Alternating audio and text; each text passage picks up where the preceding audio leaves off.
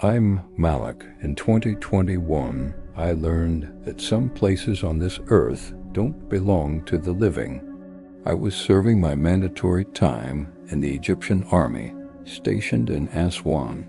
It started with a stupid mistake. Me and two friends, Abdo and Osama, were breaking curfew, talking in the dark barracks. We were caught by a guard named Siddiq. He didn't yell. He just looked at us with eyes that seemed dead. The next day, I was handed a paper. My transfer to Sector 7, Mansouriya. When the veteran sergeant saw the destination, he didn't laugh or get angry. He looked at me with pure pity. "You've been sentenced, Malik," he whispered. The drive was 4 hours into the void. The driver, Asa, was silent the whole way. The desert air turned from burning hot to bone-chilling cold. When we arrived at Gate 5, the unit looked like a ruin from a nightmare. No lights, just a concrete fortress rotting under the moonlight. Asa dropped me off and sped away like the devil was chasing him. I stood there, alone in the wind, clutching my gear, staring at the abyss of Sector 7. I was greeted at the gate by soldiers who looked more like walking corpses. They took me to the barracks. The building was decaying. The paint was peeling like dead skin, and the lights flickered with a rhythmic buzzing that got under your skin. I met the sergeant of the unit, Abu Bakr. He looked at my papers and went pale.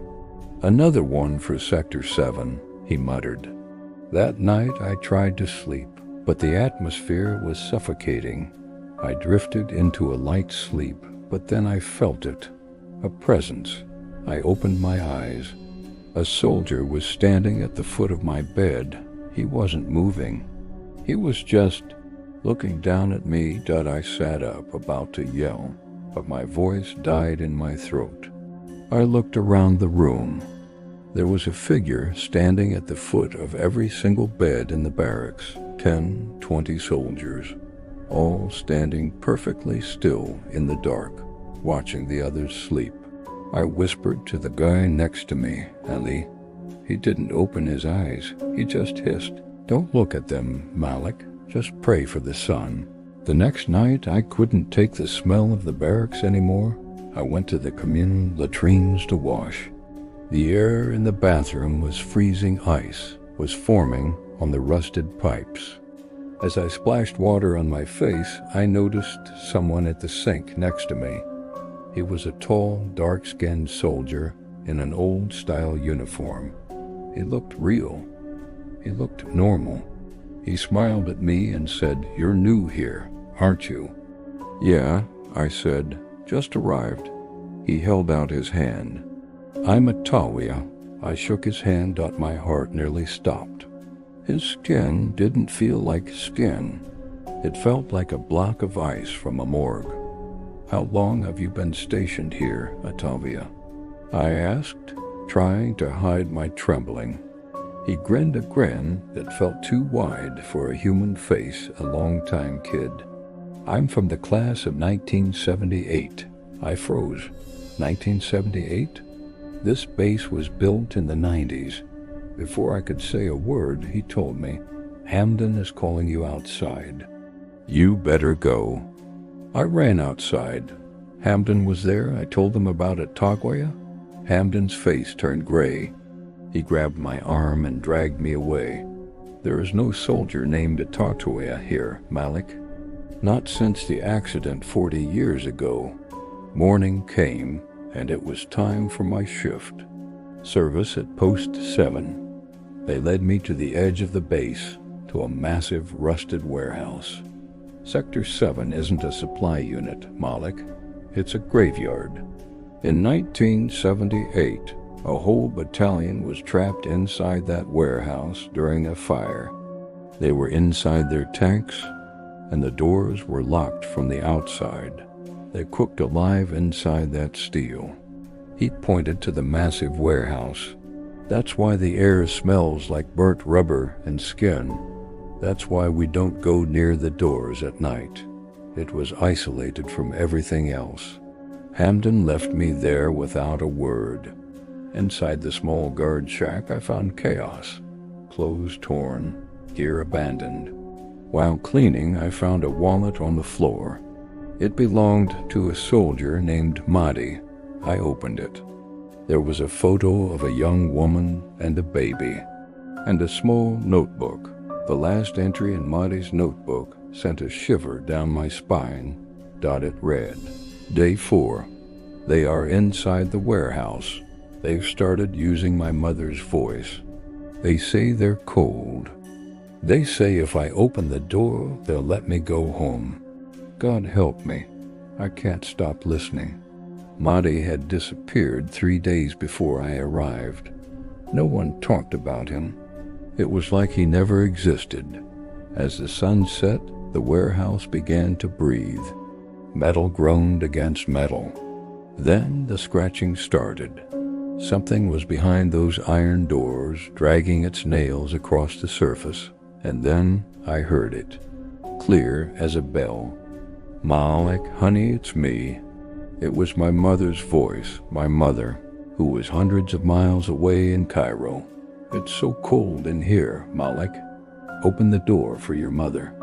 I stood there, clutching my rifle, tears streaming down my face. His voice was perfect. The tone, the warmth. But I knew if I opened that door, I wouldn't be meeting my mother. I'd be meeting whatever took Mahdi, but my hand moved on its own. I was in a trance. I grabbed the heavy iron bar. The metal felt like it was vibrating with screams. Sound of heavy metal creaking.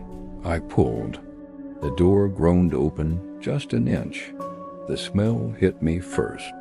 Charred metal, gasoline, and the stench of burned flesh. I saw them, the rusted husks of tanks from 1978, glowing with a faint, sickly light. And figures, charred, black figures crawling out of the hatches, reaching for me. A hand grabbed my shoulder. It was cold, bone cold. I thought it was one of them. I prepared to die, but it was him, Atawiya. He looked at me, his eyes filled with an ancient sorrow. He slammed the warehouse door shut with a strength that wasn't human. Listen to me, kid, he whispered. In this place, not every voice you hear deserves an answer. Some voices belong to the fire. I blinked and he was gone. He didn't walk away. He simply dissolved into the desert mist. He had saved me from the very fire that had claimed him 40 years ago. I realized then that Sector 7 wasn't a guard post. It was an altar. Most people would tell you they ran. They would tell you they escaped that night. But in Sector 7, there is no leaving. The next morning, I tried to report the incident. Abu Bakr and Hamdan just looked at me with those same dead eyes. You opened the door, Malik, they said in unison. Now, you're part of the watch. I'm still here. I'm still serving in Mansouriya. My papers say my service ended months ago, but the trucks never come for me. The sun rises and sets, but the desert feels like a loop. Now I'm the one standing at the foot of the new recruits' beds. I watch them sleep, and I wait. Every night I stand by the warehouse. The scratching is getting louder. The voices are no longer just my mother's, no. I hear Mahdi. I hear the battalion of 1978. And sometimes I hear my own voice calling out from behind the door, begging for someone to let me out. If you get your papers, if they send you to Gate 5, look for me. I'll be the one standing in the shadows. And please, for your own soul, don't open the door. If you ever find yourself in the army and they hand you a paper for Sector 7, don't go, run, pray. Because once you enter Mansouriya, you never truly leave. And that's the truth and the story, at least the part one can tell.